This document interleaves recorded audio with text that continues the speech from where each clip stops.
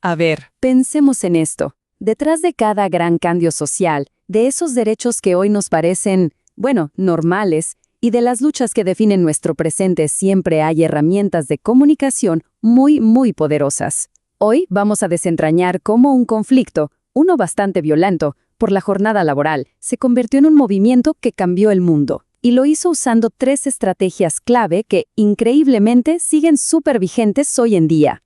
Bueno, para empezar, viajemos en el tiempo. Estamos en Chicago, año 1886. Lo que estamos viendo es la pura tensión del disturbio de Haymarket. Una protesta que empezó pidiendo condiciones laborales justas y de repente todo escala. Explota una bomba. Se desata el caos.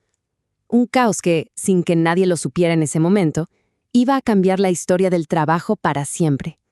16. Pensemos en ese número. 16 horas. En el siglo XIX, esa era la jornada laboral para muchísima gente. Cada día. Imagínense, sin descansos de verdad, sin derechos básicos. Este número, créanme, no es solo una estadística fría. Es el corazón de una injusticia que, como era de esperarse, estaba a punto de estallar. Y aquí es donde arranca nuestra historia. Vamos a la primera parte. Una lucha que iba mucho más allá de trabajar menos horas. En el fondo, era una lucha por algo fundamental, el derecho a tener tiempo para vivir. Ojo, que esto no fue algo pequeño o aislado, para nada. Estamos hablando de más de 300,000 personas por todo Estados Unidos que de forma coordinada dijeron basta, se fueron a huelga. Y su exigencia era súper clara, súper directa y, para la época, totalmente radical. Esta huelga masiva, bueno, fue la chispa que encendió todo lo que pasó después en Chicago. Ok, entonces analicemos esto un poco más a fondo. Porque todo este conflicto histórico, en realidad, se puede ver como un debate público, pero a una escala gigantesca. Veamos cuáles eran sus partes, su anatomía. Pensemos en cualquier debate formal, ¿no? Siempre tiene los mismos elementos clave. Tienes a los polemistas, cada uno con su postura, hay un moderador que pone orden, se presentan argumentos claros y, por supuesto, hay algo importante en juego. Pues, como vamos a ver, la lucha por la jornada de 8 horas tenía exactamente todo eso. Y esta tabla lo deja clarísimo. De un lado, ¿quiénes eran los polemistas? Los trabajadores y los sindicatos. Del otro, los dueños de la industria. El argumento, potentísimo. El derecho a una vida digna contra las exigencias de la producción. Y el moderador, pues no era una sola persona, era la opinión pública, la prensa, el gobierno. Todos tenían que tomar partido. Y lo que estaba en juego era ni más ni menos que el futuro del trabajo. Pero, ¿qué pasa cuando el debate en los salones y en los periódicos no alcanza? Bueno, pues la comunicación se traslada a otro lugar. La calle se convierte en un escenario y la protesta se vuelve una especie de obra de teatro. Y aquí entra un concepto clave, la dramatización. Pero cuidado, no estamos hablando del teatro de Broadway con guiones y actores famosos. No, hablamos de usar la actuación, la representación, con un fin educativo o político. Aquí lo importante no es el show final, sino el proceso. El objetivo no es entretener, sino provocar un cambio de verdad en el mundo real. Esta comparación es perfecta para entenderlo. El teatro artístico busca el espectáculo, el aplauso al final. En cambio, la protesta, como dramatización política, se enfoca en el proceso de cambiar algo. La meta no es que te aplaudan, la meta es lograr un resultado concreto. Y por eso, justamente por eso, las calles de Chicago fueron el escenario perfecto para esta dramatización política tan potente. Ahora bien, para que el debate y esta dramatización en la calle funcionen, falta una tercera pieza clave en el rompecabezas, el uso estratégico del lenguaje. Es que es obvio, ¿no? No se le habla igual a un político en su oficina que a una multitud enardecida en la calle. Esto tiene un nombre técnico, registros lingüísticos o adecuación.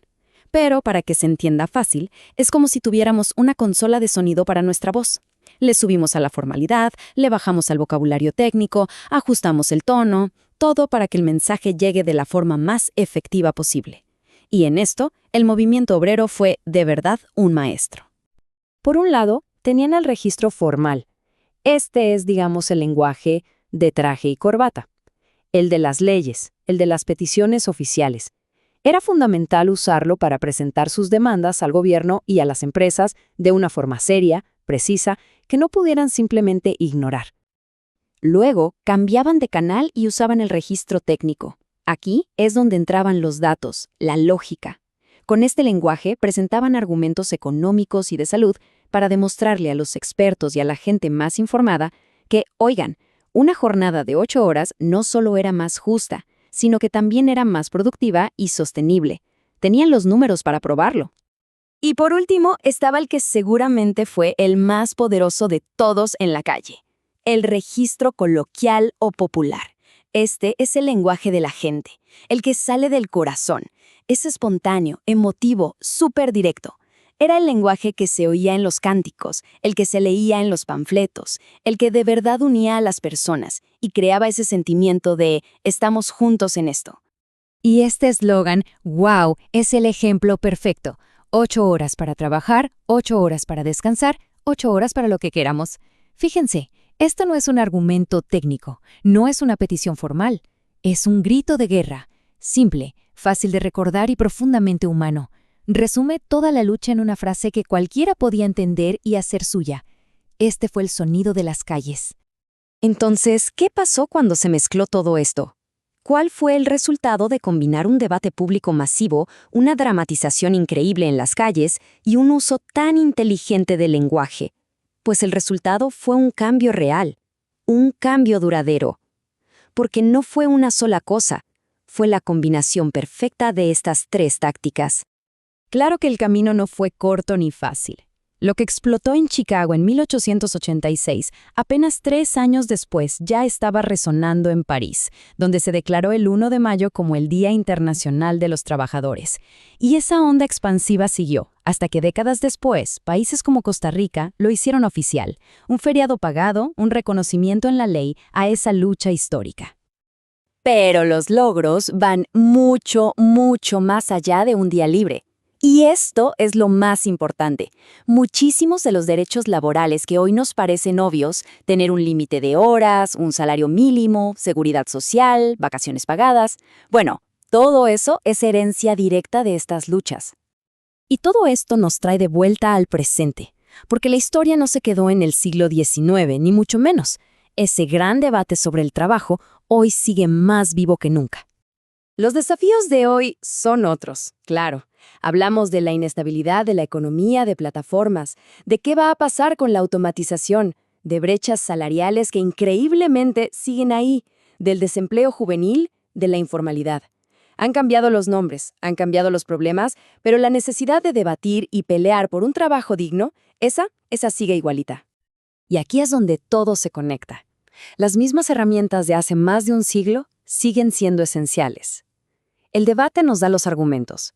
La dramatización, hoy en forma de activismo, de protestas, le da visibilidad y sentido de urgencia. Y el lenguaje correcto, adaptado a cada público, es lo que persuade y moviliza. Es la combinación de estas 3 cosas lo que nos permite, hoy como ayer, darle forma al futuro del trabajo. Así que cerramos con esta pregunta, que es potente porque es la misma que se hacían los trabajadores de Chicago hace más de 100 años y que ahora, bueno, nos toca responder a nuestra generación. La conversación sobre qué tipo de trabajo queremos como sociedad está completamente abierta. Y la buena noticia es que las herramientas para participar en ella ya las conocemos.